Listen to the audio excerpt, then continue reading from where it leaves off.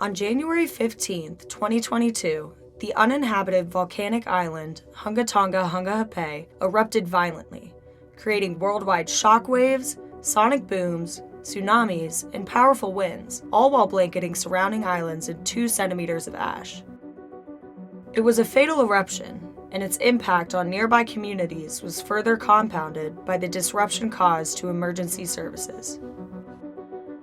NASA has been following the Pacific Islands' unusual evolution for years. Using historical observations and satellite data of the January eruption, scientists have shed a new light on why this explosion is so unique and how such a small island is making such a huge impact across the planet. It gave us a window into a rapid-paced life history of an island that we can compare to hundreds of other islands in the oceans over time. And these islands are sensitive indicators for the activities of climate, environmental change, and we can project them forward even to other planets. So what an opportunity. Geologic records suggest that while the volcano may have produced massive explosive eruptions in the past, an eruption of this magnitude wasn't expected so soon. This was what we call a Volcanic Explosivity Index 6 eruption. Nothing like it since Krakatoa in the 19th century. And so what happened was this beautiful little island, 100 meters tall, growing, forming by the nature of the way volcanoes and water interact, was explosively changed forever. And literally the entire base of the volcano fell hundreds of meters into a shallow magma reservoir, a liquid rock chamber, literally under the ocean.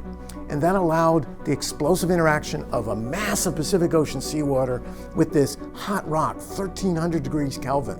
That's super hot, hotter than your oven. And that explosion with the pressure moved the water, the rock, the small amounts of ash that were part of building the island all the way into the atmosphere and triggered a large tsunami, a 15-meter high superwave that traveled out hundreds of miles, buried some local islands as part of the Tonga archipelago, but allowed us to see the power of Mother Nature's volcanoes when water and liquid rock come together to shape our planet.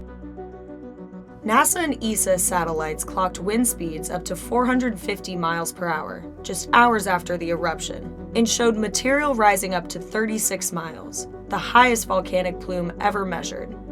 Within 2 weeks, the main plume of volcanic material circled the entire globe, injecting dust particles into the stratosphere that remained for upwards of a year. NASA also found that the volcano injected a tremendous amount of water vapor into the Earth's stratosphere. The increase of water vapor, which traps heat, could modify atmospheric chemistry and have a warming effect on the Earth's surface. So outside of its sheer magnitude, what makes this eruption so unique? Well, it's really a matter of our ability to see it. At the end of 2021, the island's volcanic activity started picking up.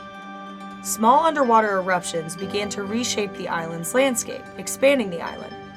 These shallow water events are classified as Surtsean eruptions, where hot magma interacts explosively with water. In other words, we've been able to see the birth of the island happen in ways we haven't been able to before.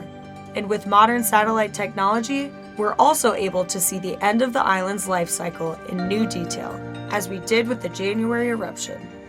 This has happened in Earth history, in famous places like Yellowstone, Taupo, New Zealand, Krakatoa, and now in the island nation of Tonga. And so we have an opportunity, 21st century techniques, laser altimeters like ISAT-2, satellite techniques that can see at scales of sub-meter, put those together and tell a story of the birth and death of this island.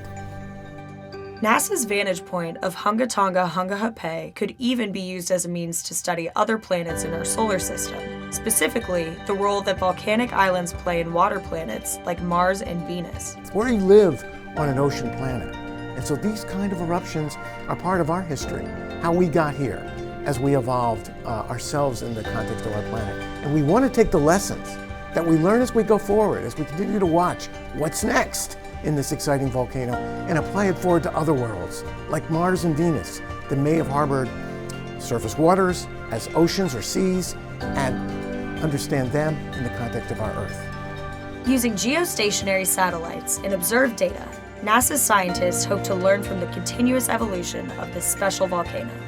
The question is, Will those come again at Hunga Tonga and then explode again? We don't know.